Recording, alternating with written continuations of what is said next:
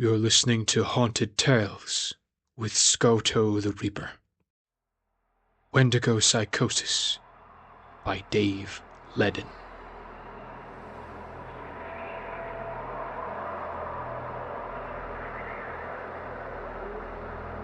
It didn't take long for the hunger to strike. It felt as if a sledgehammer had been slammed into my stomach at full force by a professional powerlifter. I curled up on the cabin floor, wrapped in a blanket in front of the fireplace, trying to hug the pain away with no success. Across the room laid the body of a member of my group. I was in a group of 11 people that were visiting Appalachia in the state of Virginia. Elaine was in charge of the trip. In fact, she appointed herself as the leader of the trip. It was her bright idea to come here in late December instead of August like we originally planned.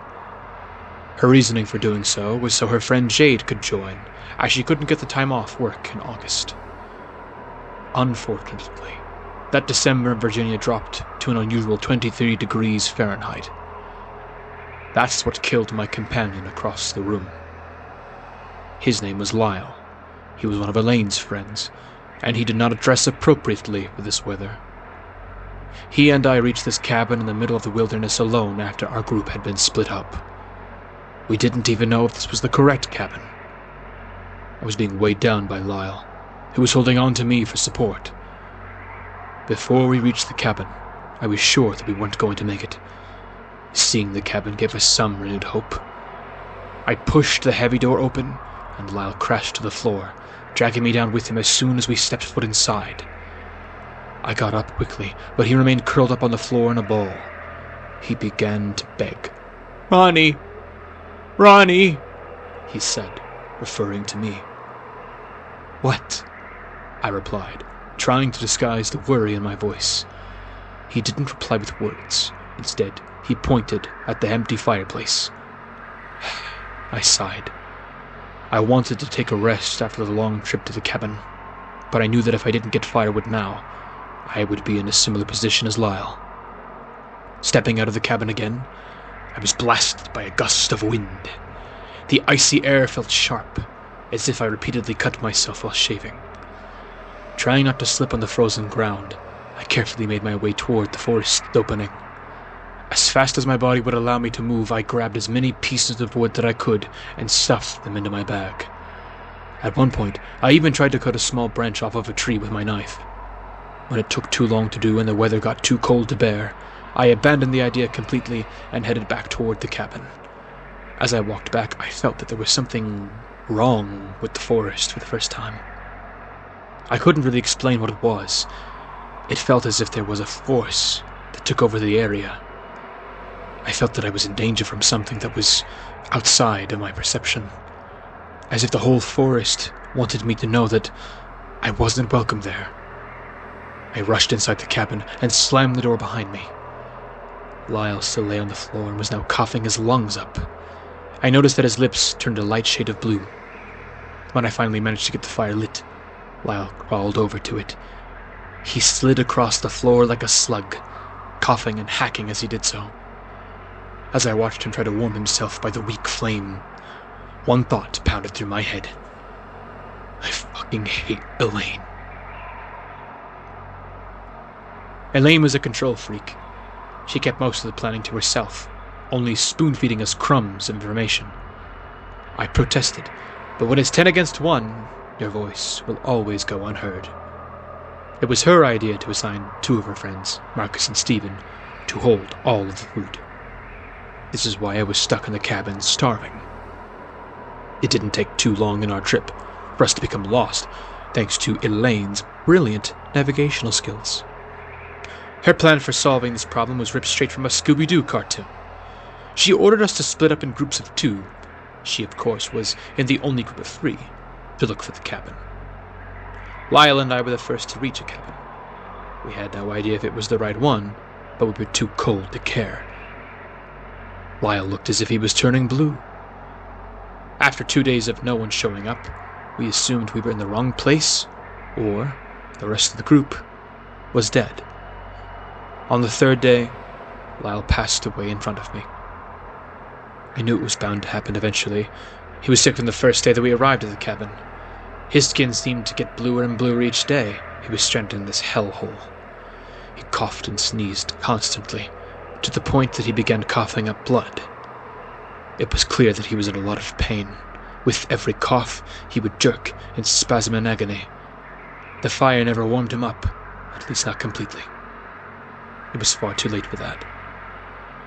I'm not a doctor, but if I had to make a somewhat educated guess of what was wrong with him, I'd say it was pneumonia. It was probably for the best that he died. What he went through could hardly be called living. It has been 5 days since I was stranded here. There was no cell reception here. There was an old ham radio. It looked like it was built in the 1980s, and it didn't work anymore. I have water, due to an old well outside the cabin. I had to boil it in the fireplace before drinking it. The water didn't make me sick, and it built my stomach a little bit. I always made sure to collect the water during the day. However, even in broad daylight, it felt uneasy in the Appalachian forest. I felt as if I was always being watched by something. It was that force that I felt the first day I came here. Not a person, nor an animal, but some kind of evil spirit. The atmosphere felt evil. It's hard to explain how, but it did. I still felt unsafe and unwelcomed. Any time I left the cabin, I felt as if something was going to pounce on me. Sometimes, I would hear things when I went out there. At first it was small things like a crow cawing or a branch breaking. Once I heard what sounded like a pack of wolves growling and chewing. The worst of these was the sounds of a woman screaming.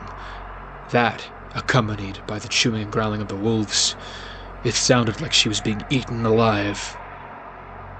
I became skilled at getting water as fast as possible. I didn't drag Lyle's body outside because, with my rapidly depleting strength, I knew it would take too long. I would be completely exposed to any demonic predator that wished to get a hold of me. The hunger increased the longer I stayed. All I had to do to distract myself from my agony and the smell of Lyle's decaying flesh was my Bowie knife. I hated it. I only brought it because it looked cool and that David Bowie named himself after it. It was completely useless to me here. I used it to carve pictures into the wooden floor of the cabin. One of the pictures was of the Wendigo. A Wendigo is a person who resorted to cannibalism when they had other options for obtaining food but chose not to take advantage of them. They're always hungry and grow taller and taller, even to extreme heights, every time they feed. They're popular in Native American folklore, and I read online that they could be found in Appalachia. They're often depicted with grotesque humanoid bodies with the head of a stag.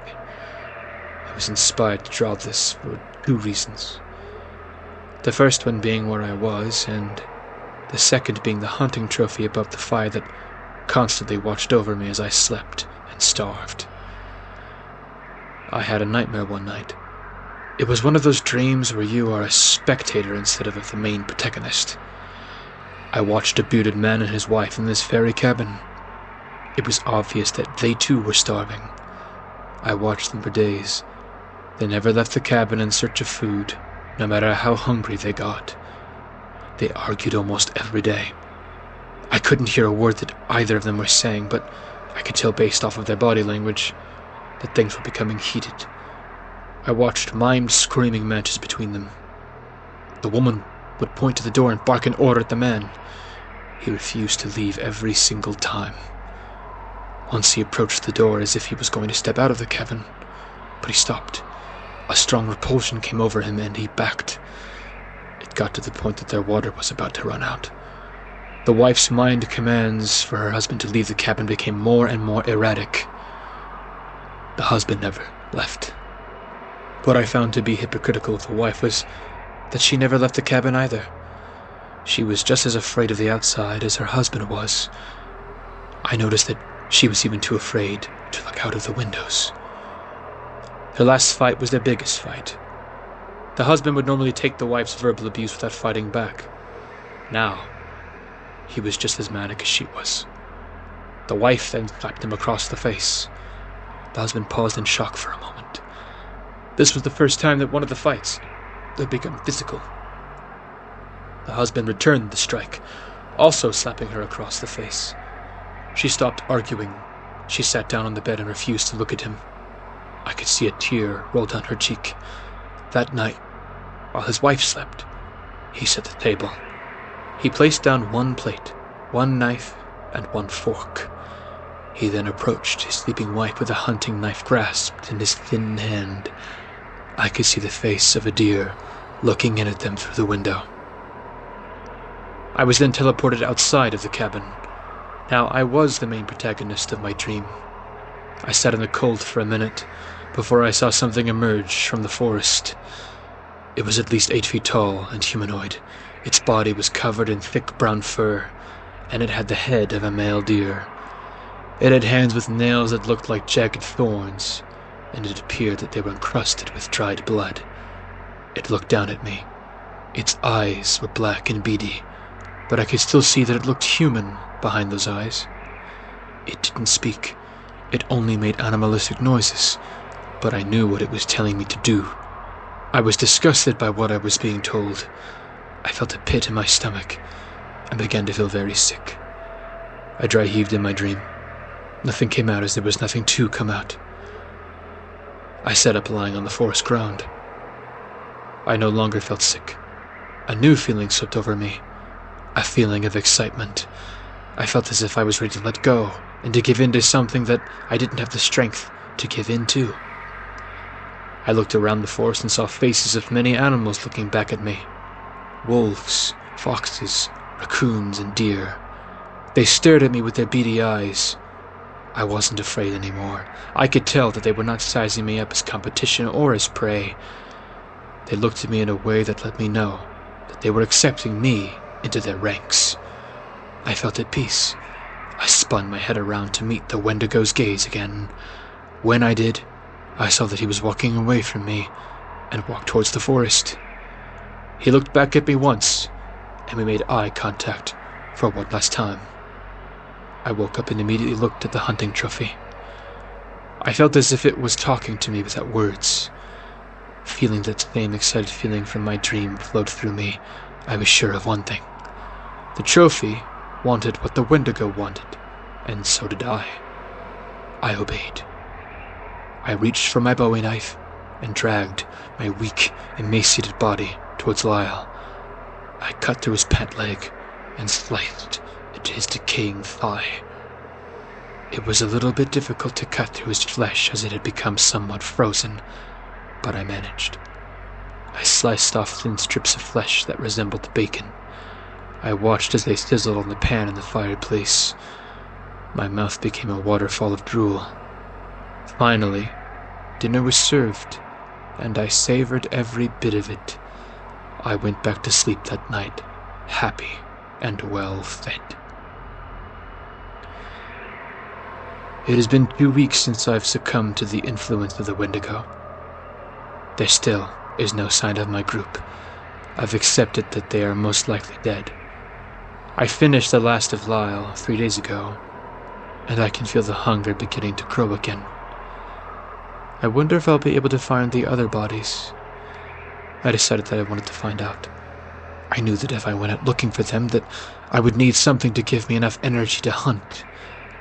Then it hit me. Lyle's skeleton.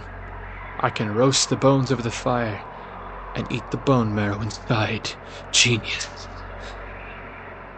After the deed was done, I left the cabin. I no longer had any fear. The evil energy that I had felt the past few weeks was now replaced with one that felt welcoming. This was where I belonged. Nothing would hurt me now. Nothing could. I could feel spirits surrounding me. They watched me with curiosity, but kept their distance out of respect. I was beginning to feel thirsty. I needed to be hydrated when I went out to scavenge or hunt. Either way was fine for another meal. After retrieving water from the well, I looked down. Something had caught my attention. Instead of seeing my face being reflected in the water, I saw the face of a deer staring back at me. It followed my movements perfectly. Its eyes are still beady and soulless. There was no trace of once being human behind its eyes anymore. The end.